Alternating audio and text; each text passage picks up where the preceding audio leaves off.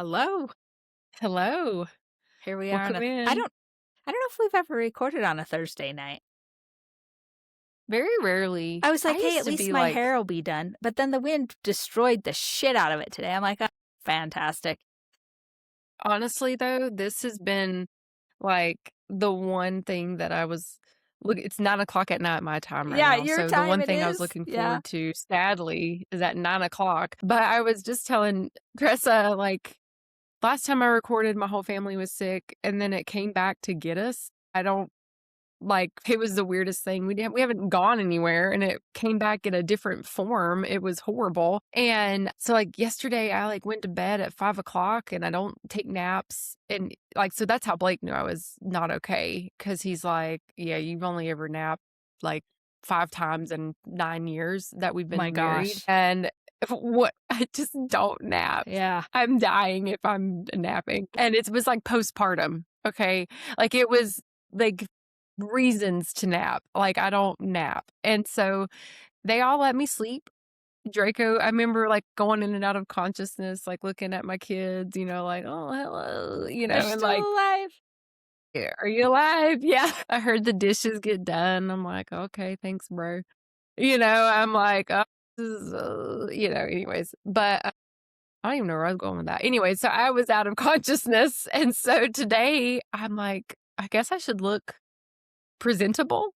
I mean, we've recorded before Yeah. with, I don't need to wear makeup, but I was like, I guess I'll look semi-presentable. Yeah. But yes, I got semi-presentable for a 9 o'clock For session your for 9 o'clock podcast for the episode. recording. That's funny. Yes. Well, whoever's out there listening, they should definitely look it up on YouTube then, just so you can see how pretty Myra looks, because she dolled up for y'all. Just I put on the minimum for you Yeah, all. So come watch. It's worth it. that's right. It's worth it. Today was a good day. I was just telling Myra today was my 30-year anniversary working at the company I work for. And when I walked in this morning, my whole Woo! office was decorated. Yeah, 30licious. And they had made me this Oh, book that's that cute. had, isn't it cute? 30licious. Yeah. They'd made me this That's book cute. I love it. of pictures, you know, of 3 decades of my life. It was really cool to go through, but Mhm. they'd let, different people that I've worked with over the years write notes and stuff, and it was really cool. And you all know that Myra and I used to work together, and they had reached out to her, and she wrote a really cool letter to me, and they had that in there, and it was just awesome. I was starting to read it, and then I started to cry. I'm like, okay, maybe I should stop reading it, take it home. But I couldn't help it. I was so excited. And it was just Yeah. such, the energy of that book holds so much love. And so it's something I'll cherish Mhm. forever, so I was kinda joking with one of my friends about my 30th anniversary coming up. I'm like, "Oh, I'll probably get a plaque, that'll collect dust," and so when I got this, I was like, "That is the coolest thing ever." And then they got me I love cinnamon, anything cinnamon. So cinnamon bears, hot tamales, red hots. They got me a little thing Mm. of Fireball, my favorite shot. It was just yeah, they know Of me. course.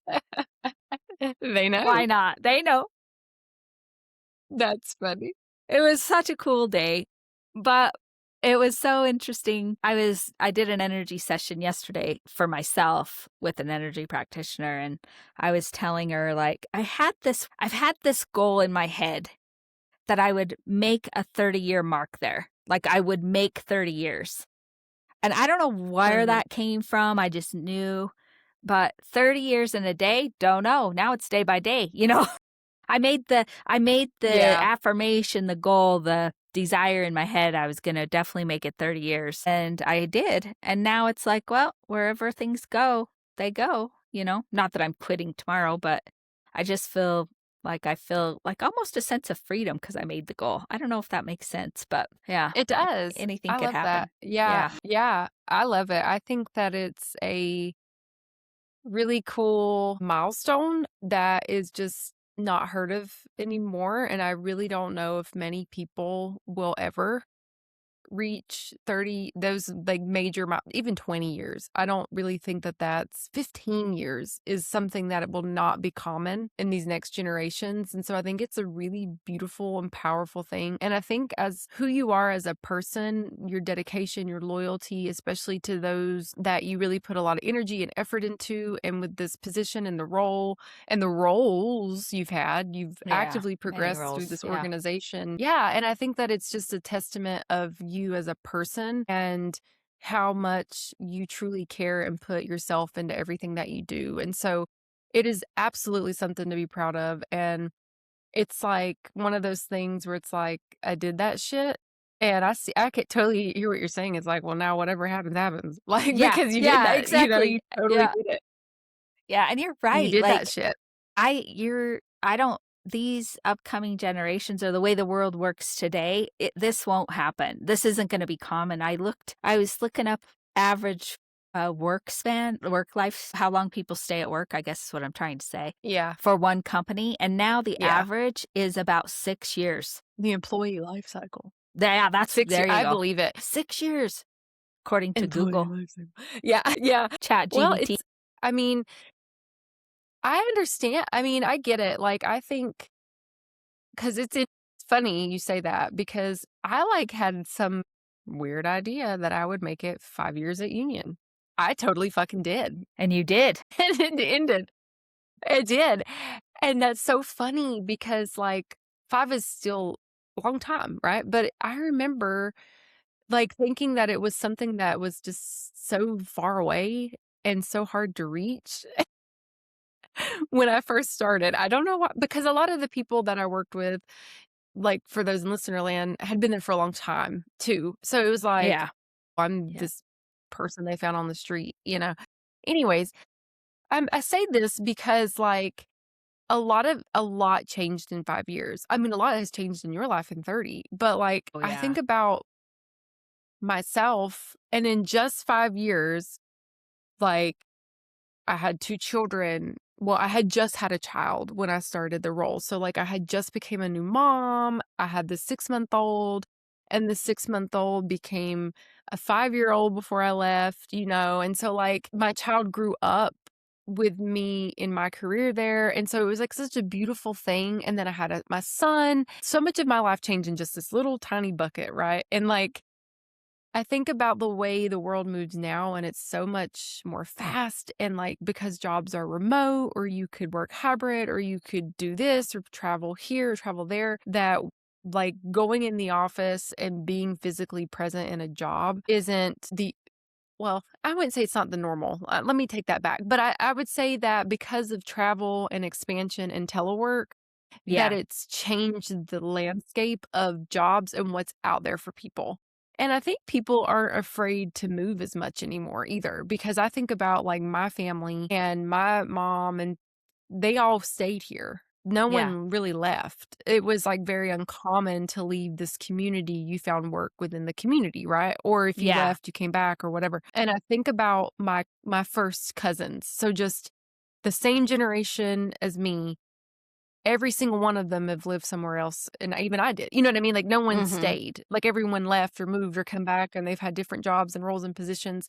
And so I feel like because of that change and the comfortability people have with moving and trying new things out, there's that part of it. And then now too, business is not as loyal to employees either. No, Like, that's there's a so true. whole different relationship on the other end. So it's a really cool thing. I'm very happy for you, Oh, and thank it's you. a really beautiful thing that a lot of people never say they did, Yeah, you know? yeah. Well, I did it. One big, huge milestone, and you're right, like, how many companies are even in business for 30 years? That's not many anymore, you That's know? another thing. That's another thing, right? Like, even the opportunity because the company doesn't survive or, you know, it's bought out over and over and over, and I'm still working for the same family that owned it, different generation, of course. Mhm. But yeah, it's pretty amazing. So anyway, it was a great day. It was a Yeah, good day. I felt very loved, very celebrated, and I appreciated it. So yeah. So good Thursday. Yeah. I'm very happy for you. That is a beautiful Thursday. I had a good Thursday. Well, my Thursday was spent outside. I've been outside multiple times today Huh? for multiple hours today. It's like 79, and Oh, so nice. Yeah. I was running around in my muscle tee. And then I wasn't even wearing this. I don't even know how I got this on at some point. But we went walking and I went with Draco earlier today, and then I came home and we all went to the park and they played for like 2 hours till the sun went down, and I grounded under a tree. I mean, I still watched my child and my children, but, like, Blake was there too, so I'm like, Yeah. "Hey, I'm gonna go ground." Yeah. I was like, "I'm over here for a minute."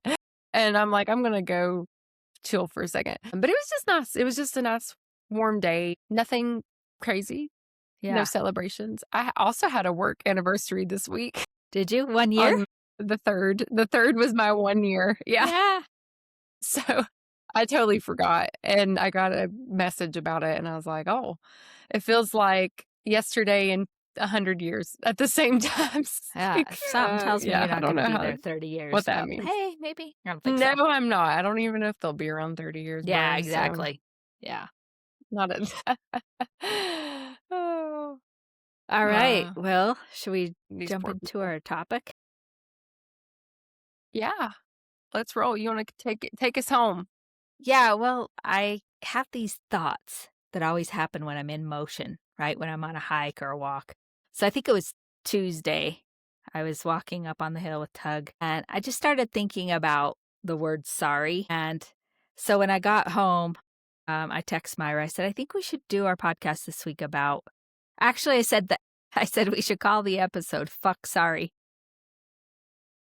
Yeah. because I think it's such a overused and ridiculous word. I think sorry has value in certain situations, but it's been bastardized, right? It's been like we've been programmed to say it Mhm, in the most ridiculous situations, and there's no authenticity behind it, right? So I was thinking about like one of the things I've tried to do is like when somebody has somebody transition or pass, most people, I'm so mhm, sorry for your loss. I'm so sorry. I've really tried to pull that back because even my own programming, I go to that, right? If I'm not in true presence with the energy or the person. And I'm like, what does that even mean? You know? So I've mhm, tried to come up with a different connection, right? Like I've been working with a client who lost a child in December. And when they came into the studio where I worked, I remember like looking at them and they said, "How are you?" And I said, "I'm good." And I said, "I'm not even going to ask you how you are." I literally said that to them, like, yeah, "I'm not even going to ask you, you know? I'm glad you're here. I'm glad that we can work together to work through some of your emotions, mm, But I made a conscious effort to not say I'm sorry. Two reasons. One, it just doesn't hold any value, right? Like, what does mhm, that even mean? And two, like, I started deep thinking about it at a deeper level of what my belief system tells me. And it's that I truly do believe there's no coincidences. Nothing is happening that's not in a bigger divine plan and even transition, right? The divine timing of this person's transition exists, right? So why would I offer sorry for that? Because it is divine. It is a gift in ways. It is also heartache on the other side, right? There's two things happening, similar to our episode on duality. And then in mhm, the other scenario I was thinking about is like when you are saying sorry to your friend or your spouse or whatever about maybe an interaction or something you did. But I'm like, I don't mind that so much. But is the sorry going to be followed up with a change action? Because sorry is just a word. If you do something that's not serving you in that relationship, I would much rather never hear sorry, but see a change in the action, right? In the in yeah, the energy in the interaction that we're having. The sorry doesn't do a thing for me, mhm, right? But so yeah, often people say it and they want a reaction back like, "Oh, it's okay." Well, it's not fucking okay.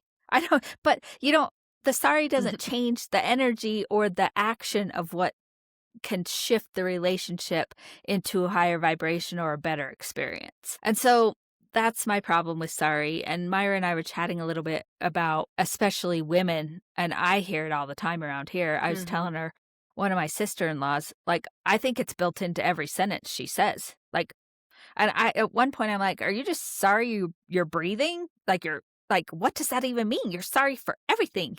Like, and it's so unfortunate that that's obviously her programming, but it's also the way she must feel about herself, right? Like, Yeah. it's constant, and I don't think there's even for her, I don't even think she has an awareness around it. Mhm. So, Yeah, I don't doubt it, and I think all 3 forms of sorry hold so much value, and I was really excited when you texted me, and the reason I thought someone had something had happened was because it was "fuck sorry." I was like, "Oh gosh, okay, like, we're coming in hot," but I get it. Uh, but I agree. So, especially around the topic of transition, or if there's, like, a medical condition, or yeah. I think of, like, children, a lot of not a lot of people, but I shouldn't say a lot, but, you see people with medical conditions or children with medical conditions, or you see people going through a major trial or a challenge or whatever is going on in their lives, and everyone starts throwing out the sorries, Mhm. and I I felt this way when I lost my father and then people kept telling me they were sorry. I remember I was like, "What are you sorry for?" Like, "You didn't kill the man." Right, yeah. I was like, Were you What do somewhere in you here when mean?" did you cause Like, this heart I attack don't and I didn't know it? Like, got a voodoo doll? Yeah, I'm like, "Probably. It was me." Yeah, you know? It was my Die, stress. Greg, No, I'm die. just kidding.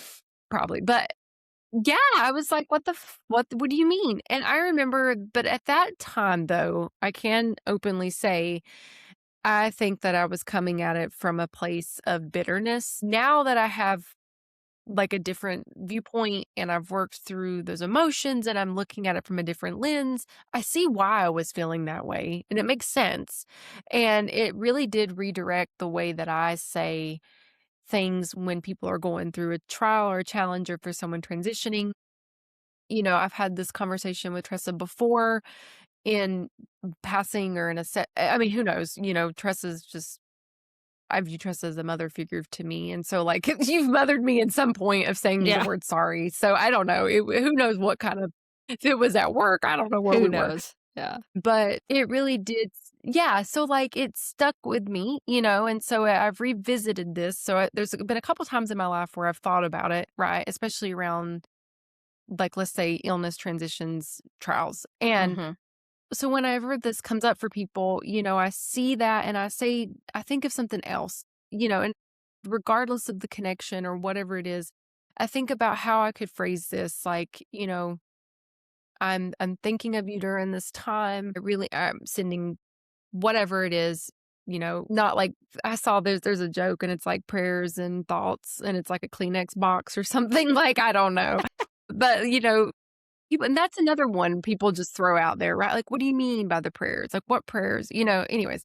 So I really try to think, but it's made me really reflect more upon a person's situation and what they're really going through before I just start spewing out words, something just like off the tongue. And then when I think about it in the sense of, like, just saying sorry when you're in a situation, or if I feel like I have caused wrongdoing, because that is part of accountability of thinking, okay, in this situation, I may not have acted the way that I should have acted. I may not have responded the way, I may not have been my best version of my Myra in the moment. And that does happen often. I am not my best version of myself, but I am very self aware and I am reflective upon that. And then I can make those adjustments to move forward. But instead of saying sorry, I look at it in a way where I can address what I've done in the situation. If, it's easy, a parent child relationship's really easy for me, especially right now. I forgot what it's actually even called. Magnolia's about to be 7. And in spirituality, it's like the age of defiance is what I want to call it, but it's not. It's something else. But it's apparently, I was reading about it, and apparently, like, psychologically and also spiritually, it is an age where a child starts to separate from their own parents' beliefs. And I mean, I was dumbfounded when I was reading this because it was like, you may be thinking, what happened to my sweet child? And I'm not going to lie to you, those words have flown out of especially Blake's mouth. And Yeah, yeah.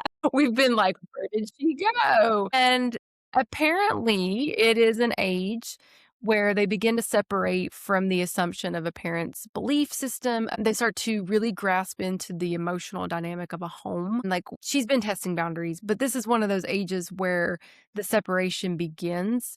And it's like, okay, so who am I now as I'm developing my own thoughts and feelings? And they start testing the waters of even more, Mhm. in all sorts of areas. And like whether it be in school and coming home and then decompressing from that environment into the home life, there's a whole lot of things happening. So, in this new place that I am in, she's my oldest child. I have never been a mother of a 7-year-old before.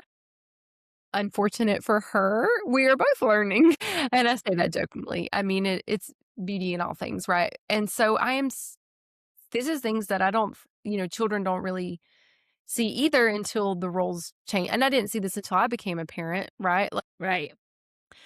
my mom was being the mom of a daughter for the first time, right? She may have had sons or other people, but I think about it. And so Magnolia is my oldest and my only daughter.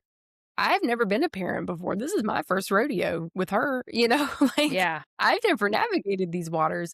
And so there's a lot of learning and I'm not perfect, but there's also moments in parenting where I may not have made the right choice. But instead of saying sorry, because I don't want to teach her to say sorry about every single thing or Mhm. sorry and over because it means nothing and it's already becoming a word that means nothing. You know what I mean? Like in this day and age, it's everywhere. I say, hey, I I say in the moment, I should have not reacted this way. I should have, or like, hey, I know that I hurt your feelings and I should not have responded X, Y, and Z, or this is how I could have been better. So I have the conversation versus just saying, and I might say I'm sorry, but there's a whole conversation first, Mhm. then the word is used, at the end, like Yeah. I'm apologizing. I become apologetic, but I'm not just throwing out, I'm sorry, I'm sorry, I'm sorry, and there be no meaning. And then, but the most importantly, there not being any change, right? Right. Because that's the whole uselessness of the word. If there's no change, there's no action to the word you're using. And so that has really helped me in the dynamic with like the interpersonal relationships that I have in my life and what it looks like in a partnership with a spouse, especially in a parent child Mhm. partnership.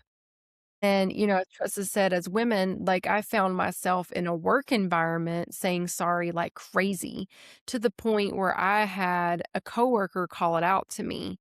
Like, hey, you like, what are you sorry for? Like, what are you talking about? And I think that in that time, I was not confident enough in myself and in my decisions that I felt that if I said sorry, it added a level of passiveness, and not that I needed it, but I am a very assertive woman, and assertive women in the workplace is not always genuinely welcomed, Yeah.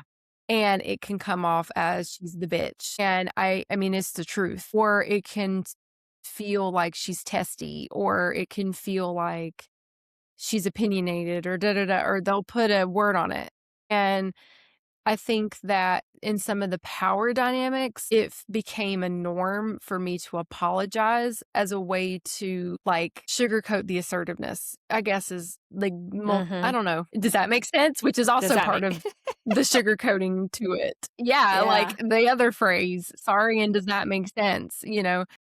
But really, like, I think that was a way to kind of soften it. But at the time, I didn't really think that now I know that there's a way to soften it where you can balance the feminine version, like adding femininity to my masculinity, because in a work environment, I show up fully masculine. I Yeah. don't really I don't bring there wasn't a lot of balance before because I didn't know how to I felt like I needed to use more of my masculine energy in a work environment, especially in leadership roles. And now that I'm learning, actually, I don't need to do all that, like truly be a balance and integrating my feminine energy into work environments and watching how that's totally changed the dynamic and especially in leadership. But before I was using phrases that had no meaning to soften it. So that was a lot. Yeah. Welcome to my TED Talk. But yeah, that was a lot. Well, I have some thoughts on your TED Talk. So, one of the things I've really tried to do is in my personal relationship, if I've had a argument or there's been a transaction with Troy or something where like we've gotten in a fight, I try to really reflect on Mhm, my portion, right? And what I usually go mhm, back to him and say is I don't say I'm sorry anymore because I used to just say I'm sorry just to appease and get out of it. But I want to learn and grow, right? So sometimes I'll go back and I'll say, "Hey, when this happened, I didn't handle it in the best way, in the way that I would want to mhm, handle it, right? In the version that I want to be. And here's why. Maybe I was feeling, you know, frustrated because of a different situation mhm, or, it was a limit in myself that I mhm. was feeling insecure. That's my problem, not his problem. He's not there to make me feel something. So I usually try to literally Yeah. explain what I'm learning from it. And then I'll say, I take Mhm, accountability for that. And I'm going to, what I usually say mhm. is, I'm going to do my very best to become more aware to not allow this to happen again. And nowhere in there did I Yeah. say, I'm sorry, but I'm still taking accountability. And I'm really trying to understand Yes. what is my, why was I there? What is my portion of it? Because something's triggering within me and I am reacting, not responding, right? I'm in a reactive energy in Yep. that moment. So I'm glad that you're talking about doing the same thing in essence with Nola instead of like, hey, I'm Mhm, sorry, and so often, sometimes I'll ask people, and when they say they're sorry, if it's been an argument or something with a mhm, friend or Troy or whatever, I'll be like, okay, tell me why. And most of the time, people can't say why. mhm. Why are you sorry? They just want Oh, it to yeah. go away. Mhm, That's all that passive energy. Just shit, put the shit under the rug. Let's just go mhm. on with our day, watch our TV shows, whatever we're going to do. So I've been starting to ask if Yeah. somebody's apologizing to me, I want to know why. Why? Why are you sorry? Mhm. If they Yeah. can't articulate it. And I think that's good. And I wrote down a couple of things, you were talking to start with about if somebody's going through a trial or they're dealing with a transition or deep illness, you know, I think what I've tried to do is show up in an action for them because how many people Mhm, and they do mean this, like if you need anything, call. Well, they fucking need something. They don't have time mhm. to worry about what they They ain't gonna need. call You though. know what I Yeah. mean? They're not calling you. So like I think about when my friend, this was a long time ago, um, her who they called Gramps. It was, the kids' Mhm, grandfather, hers through marriage at the time. And, they were very mhm, close with him and he passed away and she was texting me. And all I did was like, okay, it's 6 o'clock at night. She's got her three kids. They're devastated. So I just went downtown, ordered like four pizzas, got some soda, went to her mhm, house, knocked on her door. Here you go. Let me feed you tonight. Like, mhm. you know what I mean? Like, she's not going to Yep. tell me she needs that. Of course she needs that. Her kids need something to eat, right? And so there was an action Yeah. involved, right? Or, and whatever seems Yeah. appropriate. I remember this was so long ago when I lived in Laramie in the early 90s. I worked at Farm Bureau and I had several deaths. My cousin died in a car accident and my grandmother died within a month of each other. And I remember coming back Mhm, to my desk after getting back from the funerals and stuff. And I had this thing of lifesavers just from one of my coworkers with a little note that said, you could probably use a yeah. lifesaver right now. I mean, how sweet is that? Like just a little No. gesture, so I mean, we talk Mhm. about this, but I want to give people some ideas about how can you really stop and shift something, right? And take a kind Yeah. action to somebody or change the word you use because it is so easy and we're so ingrained in some of these things that we were talking about and, let's make it meaningful. I want somebody to if they want to do Yeah. my mom has recently been when she was in the hospital, I got a lot of messages. They're beautiful, and some of the stuff we just talked about, like if you need Yes. anything. And I really did appreciate the amount of love I felt and the Mhm. support. But my best friend, one day she sent me $100 in my Venmo, like, get a coffee, get a massage, like, just Mhm. and how kind is that? Like, just do Yeah. something for yourself, right? Mhm. What a beautiful gift. I didn't Yeah. say I needed anything. She just did something kind, you know? So I just think if Yeah. we can start to hold each other up in that way, it's such a different way. Think of the vibration shift. Think of the authenticity it brings? Yeah. So, I agree. I love that. And I love all those examples. And for me, I have a couple that I'd like to share too. I Some of my favorite memories around my dad's transition were like people just showed up and cleaned our home. People just like came and supplied food. There was no fucking meal train bullshit online at the time. Like yeah, there was none of that. Like yeah, people just showed up. And then I think about like during my times and especially around birth. Birth is like mm, this crazy time. There's all these things happening. And I think about like the people, and there were like three people that did anything. One of them was Tressa. And then there were two other people who showed up for me in that time and of time that I felt very isolated. Like pregnancy is isolating, postpartum is isolating. Motherhood can be isolating and yeah, it is in moments. And so like in a time where my mental health was probably not the best, I had people come through for me in an action versus like, hey, like yeah, it was we needed food or we needed to eat. Like nobody was eating, or like it was a lot. And then I think about, my I love what you mentioned with like the Venmo and that was super sweet and that's so amazing that she did that. I think about with my best friend, she was going through like it was postpartum, but also her husband's an athletic coach. He coaches a sport. And so like he travels. And so that it can be very hard. And it was like the same kind of season. It was like postpartum and all of these things. And like she was not having the greatest time of her life, let me just say. yeah, And yeah. so I sent her DoorDash coupon. That's her favorite thing in the world is DoorDash. So like I I love it. just DoorDashed her DoorDash money. Yeah, Yeah, so she could just DoorDash whatever she and that's wanted. like her treat. Like she's obsessed with it. Yeah. Yeah, I Yeah. love Like it. you can get whatever the hell you want. And Yeah, her son loves it. Her oldest loves it. Like he thinks yeah, it's like the coolest thing in the world. He's 3. And so it was a fun experience for them both, and they got to enjoy it. And so like just do it, and then I think about like you were mentioning it, you're talking about like people thinking of you. And when my dog passed away, Zella, I was like emo, guys. Okay. I was very, very not fucking well. no, I you was weren't. not well. No. And I'm still really sad. I'm not very happy about it still.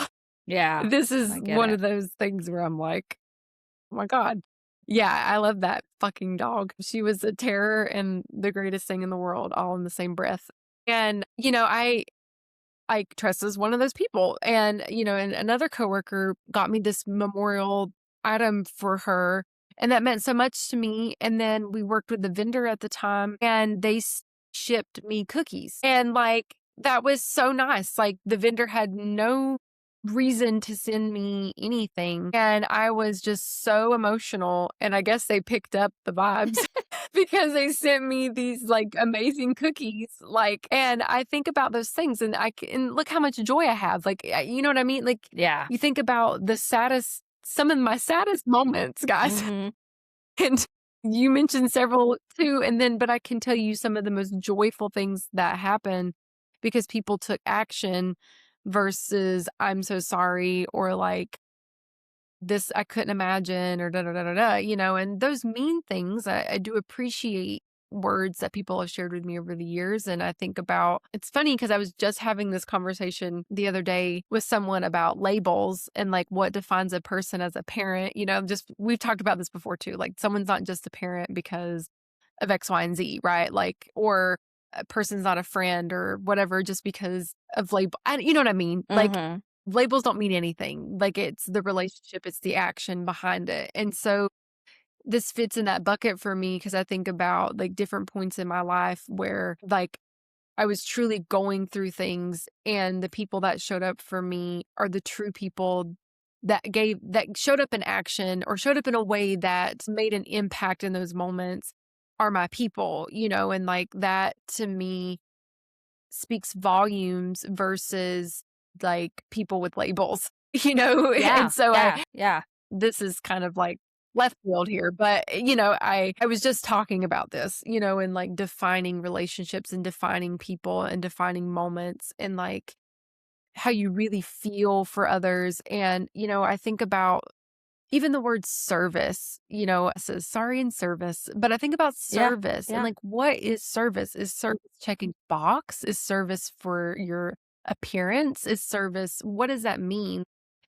I think about in a culture where we it's cool to be kind, but yeah, but like what does being kind actually mean? And what does it mean to really show up for people? Like how authentic are you being in that intention, And so I yeah, think about those things too. Like this has been a conversation for me lately about like being genuine and like truly being there for people. And when someone's down, like, I'm not gonna be texting Tressa saying, "I need food."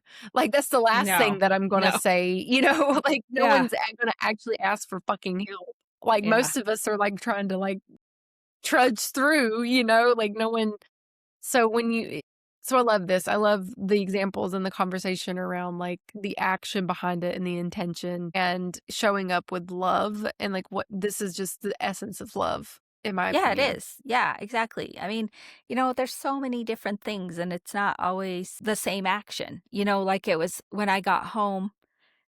My husband had been here, had been gone for 12, 13 days, whatever it was, and he had ordered me. I love the comfort sweatpants. They just make me feel Yeah, mhm. comfy, Yeah, they're yeah. just cozy. And so he had ordered me 2 new pairs of those and a pair of shorts that I didn't even know they made, and, he's like, "Well, at least you can feel comfortable." Like, it gives you because it brings me joy. Yeah, Like, there's so and you gotta think yeah. about the person, and I say this a lot with clients. It's like words are one thing. That words are bullshit, Mhm, frankly. Yes, we're mhm. using them. Yes, this is how we communicate. And I'm using quotations because it's really not. Yeah, It's like 7%. yeah. Everything else is energy. And action is part of energy, right? And doesn't always have to be a gift either, right? It's even entering into a deeper dialogue, right? It's like, if you're really close with somebody and you know that they're really struggling, pick up the phone. Like let them hear your voice. Like, "Hey, Mhm, I'm not even going to ask." Like I told my client, "I'm not even going to ask how you're doing. That's stupid. I know you're shitty. You're fucking awful." mhm. Yeah, So hey, let's talk about it. Let me listen. Let me just yeah, hold you. Let me yeah. sit here while you cry in a safe space. Like there are many ways we can show up, but it usually is through some type of an action. So anyway, Yeah. I think we should. It was funny because we talked about this sorry. I don't know if you have any more on sorry, or do we want to go to our other saying that we were talking Oh, about? no. Yeah. We can change direction, but I was gonna say, I guess last thing, like, even like I said, I was sick, right? And I heard Blake doing the dishes. Like, he knows that that's something that, like, I constantly am cleaning the house. Like, I don't like chaos. I mean, I'm not perfect, but, like, my mind hates it, I can't deal with it, and so the fact that he let me rest. He wasn't in there like, "Wake up," Yeah. children are I mean, I would probably not be married to him truly if that's what he did to me, but, anyways, like, everyone gave me space. They let me Yeah. rest. They're like, "Oh gosh, the queen is down. Yeah. The Like, queen our is. person's out." And then did dishes and they did their homework. You know what I mean? They, like, Yeah. move on with life, and so that's a gift. That's a That is a gift. gift. I That love is a gift. the way Yes. you ended that. So, like, I'm saying, like, it doesn't need to be this grand thing. It could be something as simple as space or time. It doesn't have to be a physical gift. So, Yeah. anyways, we can move Yeah. on now. But that was I it. love that. Yeah, when we were chatting about the episode before we started to record, we also were talking about, does this make sense? Myra actually brought it up, and Mhm. I had just I have been saying that a lot, and I'm like, "Why am I saying that?" But, oh my Mhm. god, Myra, I can't stop. Yeah. It's like it's so programmed in my head, and I'm like, "Why?" Like, Mhm. and you were talking about it, like, am I looking for validation? Like, I guess if it doesn't make sense, they'll let me know, but I I don't know where that Yeah. comes from. I don't know. I'm gonna tell you, Yeah. I've really thought about it, and because, like, I said it on here once, you've said it on here already, like, I think about it in my work environment, especially in the work environment. I think about it even in my just, like, personal relationships too, it's something that continues to come up. I think it's because we are uncomfortable with silence. And I think I am personally uncomfortable with silence. I can't speak for everyone, but I think that there is a link. If I'm uncomfortable with it, I think others are too. But I think because we get an instant everything, right? Like everything is instant. You know if something's working immediately. You know if this is working out or this is doing this or this is doing that. And someone taking a pause, someone not responding or like air, I guess, honestly, becomes frightening for us, and we need to be validated in that moment, and then we need to confirm for ourselves. It's not about the other person because clearly I don't know if we care if it makes sense to them, and sometimes yes, sometimes not. Like I Yeah. don't know if I give a fuck if it makes Alright, sense to you, whatever. but it's like, yeah, we're seeking a reaction from someone to Mm. validate or to fill a space or to confirm. And I feel like it happens more. I think it's a filler. It's becoming a filler thing. Like we can't just like let it marinate to make sense. We need it to keep the conversation going. The urgency. I saw this thing the other day and we've talked about it before too. Why are we always in a hurry? Where the fuck are we going? Like we're eating in a hurry. I'm washing my face in a hurry. I put my makeup on in a hurry. Like for what? For what? Mhm. And I feel like even in our conversations and our dialogues in presentations and work and whatever, and we need it to keep going and go faster, that nothing can actually marinate for the brain to think or to process another person's reaction. Like we just don't. It's become this natural Kickstarter. It's like fuel, Like, I think of it that way. It's like it keeps it going. Yeah. Yeah, I think you're absolutely right. I talk about that a lot, being comfortable in silences, but yeah, I'm not. I think that's why I say that a lot, Mhm. and I notice I do it Yeah. a lot at work. I do it in my personal life as Mhm. well, but Yeah. after talking about it today, it's going to be one of my intentions to start to break that habit and just be comfortable. Yep. Because it's funny, even if I'm listening to a podcast or something, and it's actually a great practice, right? The interviewer or the 2 people on the podcast are having a conversation, Right. and there's like a pause in the conversation. It could only be a couple seconds. I'm looking at my thing like, "Did something happen to it?" They're just giving each Oh, other yeah. space for breath, and I'm thinking, Yep. I can't sit there for 2 seconds without hearing something. So I think you're onto something Yeah. there, and I think I'm gonna make you ask me about it on this podcast so I can be held accountable to stopping that saying, "Speak my piece, speak what I need to say, period. No more. Does this make Yeah. sense?" Yeah. Yeah, it's a goal. Yeah, I'm gonna make it a goal for myself because I think about, like, these philosophers, none of them ended their statement with, "Does this make sense?" And maybe it's not documented, but, like, I don't feel like So true. but I think about, like, I feel like it's a new thing. It's a new thing. Like, this isn't normal. Like, I don't remember conversations growing up ending in, "Does this make sense?" Unless No. it was something like how to build a damn engine or something, like clarifying, like, "Do you got it?" Like, Got it? "Are Got we it gonna from here? blow up?" Sure. Like, yeah, Or like, "Hey, is this clocking?" I don't know. Like, it's like Mm. this thing, it's become filler. It's just filler at this point. And I agree with you. And I'm going to work on it myself.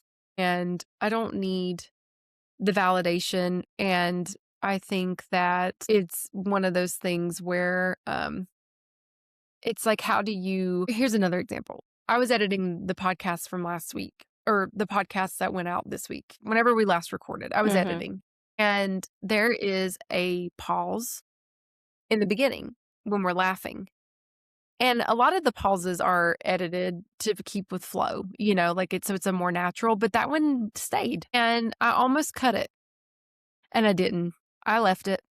I left it because I was like, you know what? I don't know. So it's funny that you said that because I felt like the instinct to just leave it when I was editing because it didn't cut it out on purpose. So it stayed. And it's just like a laugh. It's like, hello, hello, ha. And then we laugh. But I was like, you know what? I'm going to leave it. So I'm glad I did. So I don't know if this is validation that I should have left it, but it was like, I need to keep it. So I did. I didn't cut it out.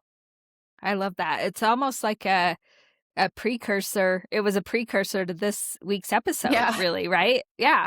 So I'm glad Yeah. you It's left it pretty cool. too. Yeah. So, Yeah. Helped us both. yeah. So, all Yeah. right. Well, any final thoughts? I think I'm No, this was great. My laptop's about to die. So Yeah, I know, mine's getting low I too. I was think like, that I it's think the it's time to signal. wrap. Yeah, Our I know. laptops I are was telling like us. holding my Yeah. breath. Yeah. I was like, Yeah. Mine isn't red yet, please but don't. it's like, yeah. Mine went red. I'm like, she will kill me. I will not exist. So. All right. Well, let's go. Until next time, keep your vibrations way, way high. And stay sassy.